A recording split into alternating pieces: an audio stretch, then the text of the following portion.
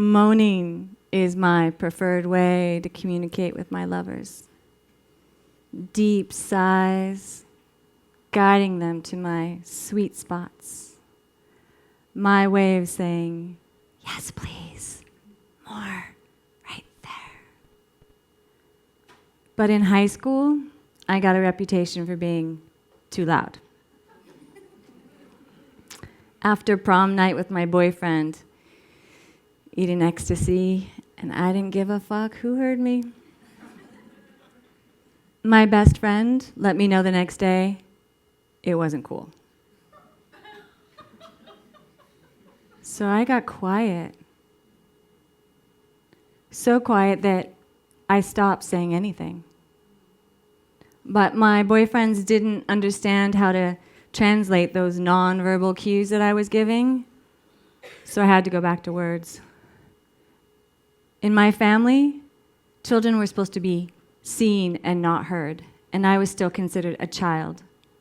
So saying anything to my lover at all was excruciating. I'm not wet enough yet. I think you might be too big for me. And then watching them go limp or freeze. Their shame piled on with my shame, that I actually wanted to be intimate. But I didn't know how to direct them to the juice that was somehow hidden in my body. My solution? To salvage some thread of pleasure from these juicy, awkward adolescent moments? Silent speed. At the end of country roads on vinyl seats, I learned how to fuck hard, fast, and silently. Swallowing feedback, holding my breath, I would try to stay just a few thrusts ahead of them so I could have some kind of pleasure before they exploded all over my belly. And I'd have to run home, my bra in my pocket, sneaking into my mom's home after curfew, guilty with pleasure, like Red Riding Hood, staying out with the wolves too long. It was exciting and dangerous, but ultimately completely unsatisfying.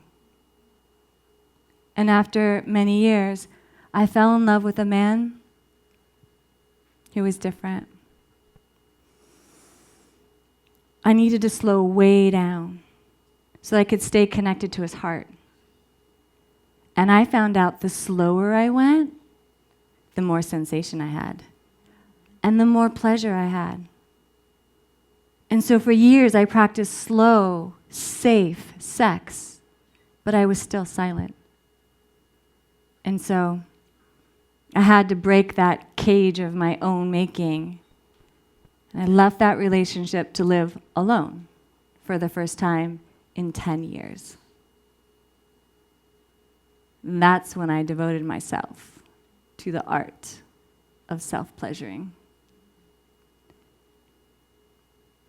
I discovered that I have a yoni with a deep cave and a fire trigger. And with no one to please or speed for, I discovered I was multi-orgasmic. But I still couldn't make any sound.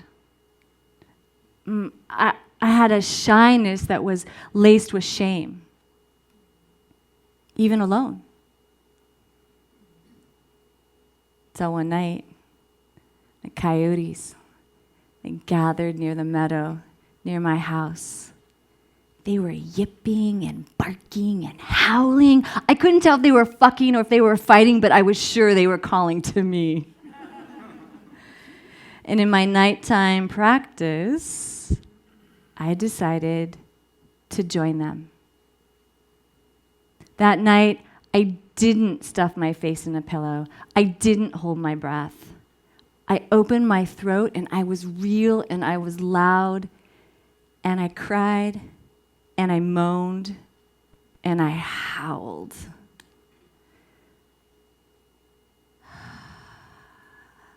I've never felt very far from nature, but that night I knew. I'm just an animal. And under the belly of my shame, there is a hungry beast that is dying to be penetrated till I howl with pleasure. In the weeks that followed, I allowed my practice to unfold, and I discovered that there is a holy darkness between my legs that exists in all life, and she could eat small boys.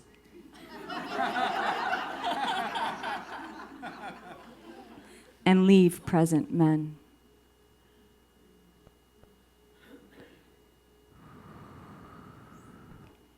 It was my secret.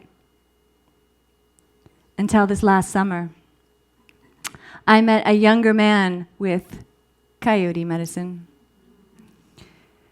We went down to the river under a full moon, and our wildness met.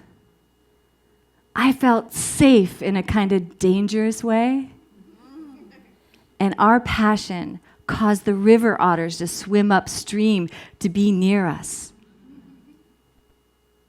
Now, we don't live in the same town. So to keep our erotic connection alive, he challenged me to a daily 2-minute moaning practice. He's not afraid of my sounds.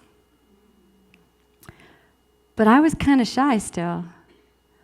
I'd lay on the floor of my house with the phone next to me, my eyes closed, trying to breathe into my belly, seeing what was there. But then I got the hang of it.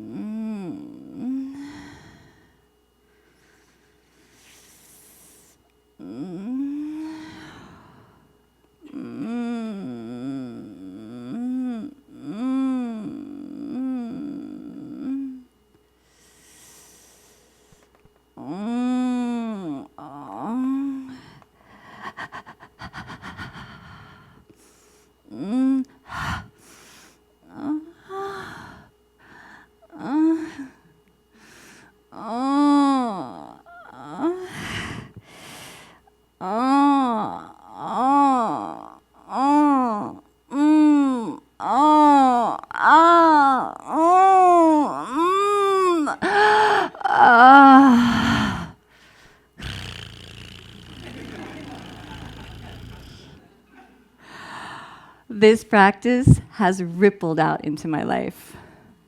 Now, a freshly peeled tangerine, wet grass between my toes,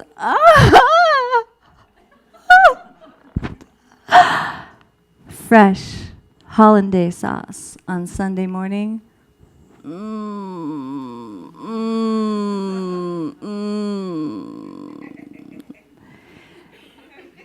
The only difference now, I don't give a fuck who hears my pleasure.